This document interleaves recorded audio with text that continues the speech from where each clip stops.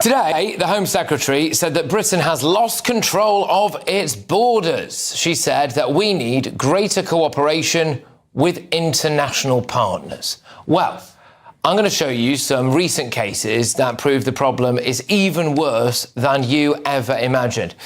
This is the moment an illegal Sudanese migrant tried to snatch a 17-year-old girl and drag her across the street. We'll be playing some CCTV of that shortly. But luckily, brave passers-by intervened, but Abdul Mawal Ibrahim Adam then tried to engage with a second woman until she got away from him before trying to follow a third. So he was on a spree, this guy. He was later arrested and then eventually charged with attempted kidnap. However, he refused to engage with police and the court's process before finally pleading guilty at Swindon Crown Court. Like I said, we'll get you the CCTV of that very, very shortly. But before that, let me give you some other cases from recent days. An Iraqi asylum seeker was pictured wielding a machete and was found guilty of smuggling hundreds of illegal immigrants into Britain. He is Mohammed Ali Nariman, claimed asylum in November 2021, and just 3 months later, he was found on a yacht off the coast of Sussex. And it turned out that he was part of a people smuggling network, helping people to get to Britain on dinghies and in the back of lorries. So basically, that guy was banged to rights. Why? Well, police found images of migrant passports and messages from Nariman directing them to his home address, as well as a video of him holding £50,000 worth of cash, apparently. Well, he cannot be sent to prison because he has PTSD and anxiety, right? In fact, his lawyers managed to convince the judge that he shouldn't even face a full criminal trial. Instead, he's going to get a supervision order or just a bit of time in hospital. So his PTSD meant that he couldn't face a full criminal trial, but of course it didn't stop him committing those crimes. I believe we might now have that CCTV footage for you of the incident that took place in Swindon, which involved a Sudanese migrant. So I'm hoping that we might be able to play that for you in just a second. There you go.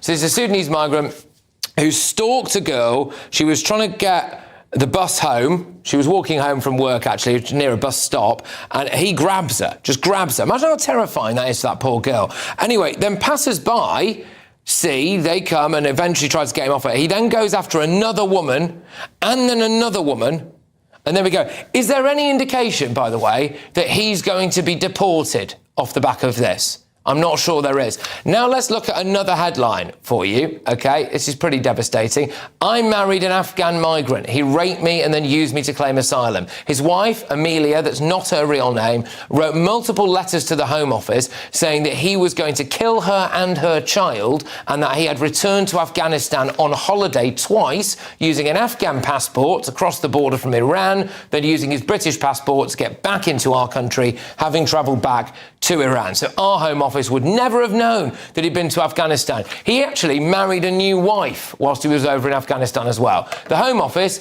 did nothing. He is now a free man living in Iran, but his wife warns that he'll just come back to Britain one day. Yesterday, a Romanian rapist of no fixed abode was found guilty of raping a 27-year-old doctor in Scotland. He also flashed a woman on the train. Then, when he was in court, they decided it would be a good idea to handcuff him to a female prison officer. And he started masturbating. He masturbated in the courtroom whilst chained to a female prison officer. Yet again, there appears to be absolutely no question whatsoever of us deporting him. So, Mrs. Home Secretary, we don't need greater international cooperation. We need you to start deporting these people yourself. Let's get the thoughts of my panel. Director of Public Services, Mark Littlewood, Reform UK Councillor Russell Quirk, and of course, journalist and broadcaster Nina Mishkov. Right, OK. I mean, I think that CCTV, which I don't know if you might be able to bring up again, is absolutely harrowing stuff. Sudanese migrant going after a schoolgirl, first of all, and then 2 other women just on the streets of prison. Yeah. Obviously, ghastly pictures, isn't it? I mean, a horrible, violent crime and attacks do happen, each and every day in the United Kingdom. The question is, what are we going to do about it? And Patrick, you were mentioning, how tough are we going to be? Well, I mean, it's extraordinary. The Home Office statement says, a Home Office spokesman said, when foreign nationals commit serious crimes in our country, I think this would be counted, attempted kidnap, we will always do everything in our power to deport them. That's the Home Office. Well, they've got a lot of power. They don't seem to have done anything in their power to deport them. We are being taken for mugs. I like the fact that we are a tolerant, kind country that gives everybody a first chance, or a good number of people. I do not like the fact that we give everybody a second, third, fourth and fifth chance. It's absolutely unbelievable. This guy came in here illegally 2 years ago.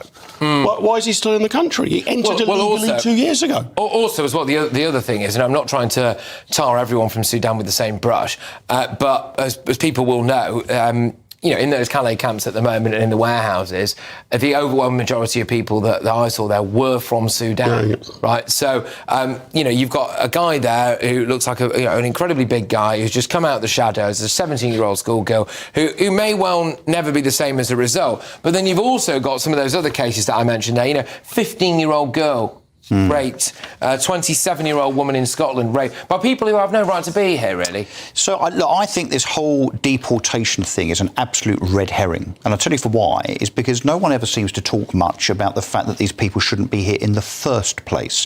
What we need to do is prevent them coming, which you do in 2 ways, in my opinion. One is to make sure that when they turn up here, by lorry, by boat or whatever, that we immediately put them into internment camps and send them back within hours. That would be the first thing, because that's the right thing to do, and secondly, because it would be a deterrent. But also not to grant quite so many people asylum. I think the rate so far is about 60% versus France's 5%. We also continue to advertise on the Home Office's website all the wonderful trinkets and gifts that you get as an asylum seeker when you come here. So, of course, if you think that you're going to get away with things and not be deported, and you think that there's a nice soft Premier in bed with a 42-inch plasma screen waiting for you also, of course, you not only are going to get off the hook in terms of your criminality, but you've also got an incentive. The reality is, and some people will shout at the screen as I say this, but it's true, there are certain people in this country from certain overseas countries that simply have a higher propensity to commit crime. That is a matter of fact. And I would argue that some of those people are coming from countries where, let's just say, their culture does not respect women. Places that think it's okay to stone women to death on the basis of being suspicious about their alleged adultery and so on. Countries that won't let women drive, they're probably not going to be in accordance with Western values when they come here, are they? I mean, the thing again is that those are all cases that have been reported on anyway, just from like this week, from the last few days. And I could probably do one of those monologues every single week. It is devastating, all of this stuff, isn't it? I am not going to support a man like that. As a woman, I know that's the most terrifying thing, standing on your own in a street by a bus stop and a guy grabs you. I am not going to support that. And this particular Sudanese guy has been completely obstructive. He won't talk to his lawyers. He refuses to come to court. They've had 8 different hearings because he needs to be got rid of. And people like that, they have no place in our society. But when we talk about these cases, we are overloading the system against people who are not white British, because really, as a woman, what we need to look at is the propensity of men to attack women.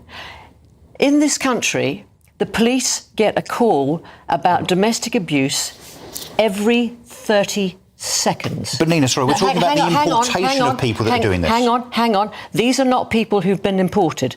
Well, I'm just saying that some of them are. I'm not saying men aren't a problem per se. No, let's just see what the basic problem that we women face in this country. I've said this before. At the Southport riots, 40% of the men who were arrested had been charged with domestic abuse. So, all right, protecting our women... Yeah, but Nina, that's not this debate. Nina, that's not this debate. Obviously, well, it's not the same thing, is it? No, because you're not a woman. You might well be right that we need more rigorous policies and better enforcement policies to tackle domestic violence. You may well be right on that. But this is not a domestic violence issue. These issues are around people that we have allowed to come in. Exactly. I'm not suggesting we've added to the problem by importing people. Women are being attacked. Yeah. Only 3% of rape charges ever come to court. Yes. And of those, there's less than 30% of rapes. Suggesting this is the only problem in Britain we need to tackle. There are clearly other I problems. understand that, but by concentrating on this, you are completely ignoring that, which it needs to be. And women are suffering one way or the other. We're not ignoring it. Women are suffering one way or the other. Just to drag us back to one of the issues at hand, which is that today the Home Secretary obviously admitted what we all know, is that we've lost control of our borders. She said exactly the same as every single Home Secretary we've had. But what an admission, they've been in power for 15 months. Quite. But and the Tories were in power for 14 years. It was Boris who lost control. The solution to that is for more international cooperation. But it just seems to me like all of the cases that I've rattled off there, it doesn't seem like there's any rush to deport any of those people, Russell. That surely is in her power. Sorry, it's a bit like the misnomer over smashing the gangs that we heard, I think that particular rhetoric started from Keir Starmer about 2 years ago in the run-up to the general election.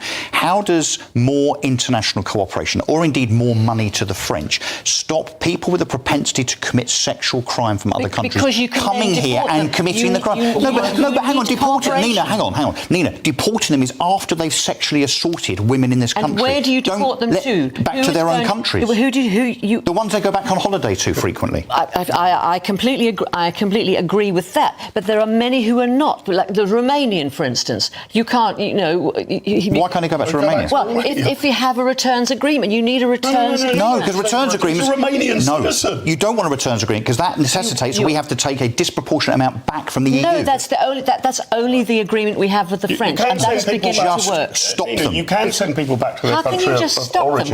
What do you want? Gunboats? No, I want internment on camps. The beaches? Internment camps. Yeah. So this is the whole thing. You're right. The problem is that the Labour government keeps going on about it's all about international cooperation. Now, there may be some international cooperation that would be useful. I can see that. I'm not against cooperating with allied countries. But I want to know what unilateral action they think they can take. Stuff that they don't need to run past President Macron or Giorgia Meloni. What unilateral action within our own power can we take? And as I say, that statement from Iran is we'll do everything in our power. There's got to be a question of credibility. So for far too long in this country, we have just believed a lot of these people. You take the case of the Iraqi man there who came over, was granted asylum just 3 months after we granted him asylum. It turned out that he'd been one of the kingpins of a human trafficking ring that was using things like yachts, anything they get their hands on, basically, and he was armed to the teeth to bring illegal people over here to Britain. He then, we were told, couldn't face a criminal trial or go to prison because of PTSD. I've never heard of such lunacy. Because now, I'm afraid, having read that headline and seen this show, every criminal in Britain is going to say, well, whether it's shoplifting, armed robbery or rape, I can't stand trial because I have PTSD. What an absolute load of nonsense. Yeah. The thing is, the trouble is, for years it's a liberal judiciary that's allowed this to happen. The Home Office has not been fit for purpose. And it's a creaking organisation. It's not at all efficient. And until Shabana Mahmood can kick that into action... But this is the justice system, not so much the borders system. The other extraordinary thing with this Sudanese chap, looked like we were trying to throw legal aid in his direction that he was then not accepting, and this was prolonging the process. So, 8 occasions he turns up. But do we have any faith? Mark, do we have any faith whatsoever in a Home Secretary, successive Home Secretaries, I agree, that instead of tackling the problem head-on, whatever that is, in a more robust way, simply starts obfuscating with regard to an equivalent of smashing the gangs? By the way, let's ring some European leaders to try and stop... Define head-on. Internment camps. Take away all the incentives. And also digital ID. No, what difference would that make? They're all working anyway. We can you identify stop these them from people. working. It's just we're letting them they get could away work with anyway. this stuff. Digital IDs make no difference in Germany or France whatsoever. All right, let's whiz ourselves on. So regarding the claims, this is a statement from the Home Office, regarding the claims about an Afghan migrant that we said there, about the one whose wife said that he'd been raping her and been nipping off back to Afghanistan. While we do not comment on individual cases, we take any abuse of the immigration system extremely seriously. Where there is evidence of wrongdoing, we will take firm action to challenge it, protect the integrity of our borders. So there we go. They've lost control of. There we go, yeah.